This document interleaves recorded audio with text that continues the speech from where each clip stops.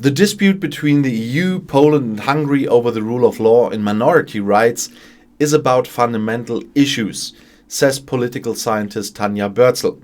Warsaw and Budapest would have to decide whether they want to stay in the EU at all.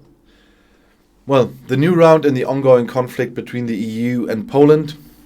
The government in Warsaw openly doubts whether European law takes precedence over Polish law. They do not want to let Brussels talk their way into the disciplining of their judiciary. Well, they should have read the deal they signed for entering. For Tanja Börzel, head of the European Integration Unit at the Free University of Berlin, a whole new quality of the discussion has been achieved. This is not about any milk quotas, but about the independence of the judiciary and thus one of the fundamental principles of the EU. This also applies to the newly escalated dispute between Brussels and Budapest over a Hungarian law that, according to the EU Commission, and I believe they are right, discriminates against LGBT people in a lot of areas. Discrimination against minorities clearly violates fundamental values of the EU, said Börzel, and the EU sees itself as a community of values. In these and other cases, the Brussels Commission has initiated infringement proceedings against Poland and Hungary, which has so far made little impression on the governments there.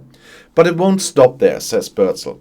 She has the feeling that a point has now been reached where the EU and the other member states will no longer just draw the red lines, but also enforce them.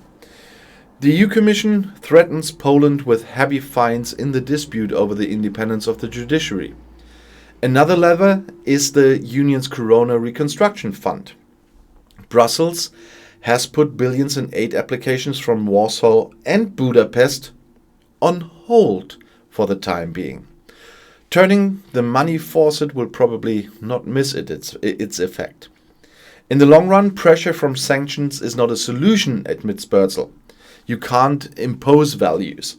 That is why the EU has to ask unrelenting members like Hungary and Poland, in no uncertain terms, whether they recognize the values defined in the European treaties or otherwise leave the community.